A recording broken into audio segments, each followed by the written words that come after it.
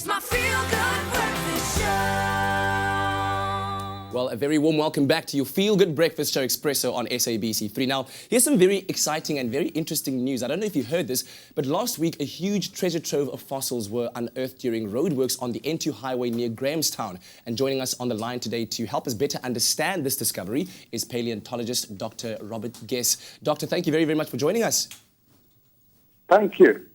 Now, Doctor, could you give us a bit of a brief history about the geological history of the area, perhaps what it might have looked like some 300 million years ago, if you could cast your mind that far back? Okay, well, 360 million years ago, obviously, all the continents were in different positions. So, all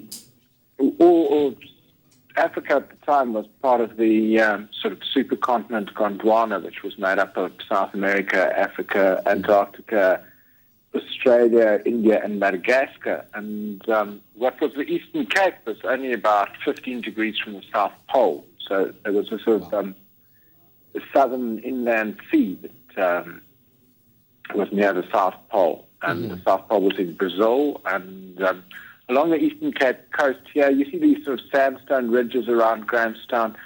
Those were made up of sands that formed along the coastline of this sort of ancient Agulhas Sea. And within those sandstones, we get shale layers of sort of black shale, and that shale formed in sort of coastal estuarine lagoons, perhaps a little bit like some of the estuarine lagoons you get along the coastline of the Eastern Cape today. So a lot of them sort of cut off from the sea by a sandbar. Yeah. Yeah, so... Are you still there, Doctor? Yes, I'm there we go. Now, I believe that this also happened during what was called the Devonian era. What exactly was characteristic of that era? Okay, during the Devonian period, plants evolved from the earliest simple forms. About 420 million years ago, they were about 20, 30 centimeter high, little plants, but towards the end of the Devonian, you had those developed into the first full-size trees, including Archaeopteris trees. So that was a very important time because you had this huge sort of revolution of plants. And Archaeopteris trees were the first trees that had proper conductive tissue, like modern woody trees. So they could live quite far from the water's edge. Okay. And what exactly was found now during these roadworks on the N2? Okay. Well, we found quite a lot of different things. Most of them are entirely new to science. So we had previously done a lot of work at Waterloo Farm, which is a site also outside Grahamstown, which had given us quite a good picture of the whole ecosystem that you would have found then. But what we found at this new site is also black shales, similar to Waterloo Farm, but actually what we're finding, the species are different.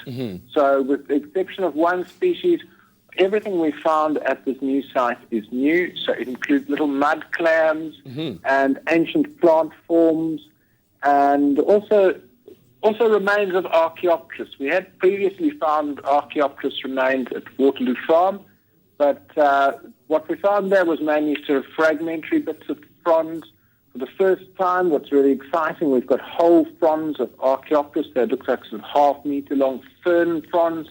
But these weren't actually from ferns. They're actually sort of distal twigs of these big woody trees that made these huge forests. Wow, it sounds like a really significant discovery, and I hope that it really does reveal a lot more about our world than we do currently know. But Dr. Guess, thank you so much for joining us this morning. Okay, well, thank you for allowing me to speak. And that is Dr. Robert Guess, paleontologist, telling us a little bit more about the discoveries that was made during a work road session on the N2 highway near Grahamstown. Fascinating things indeed. But right now, let's get back to reality right now with the headlines of the morning. And here is Leanne.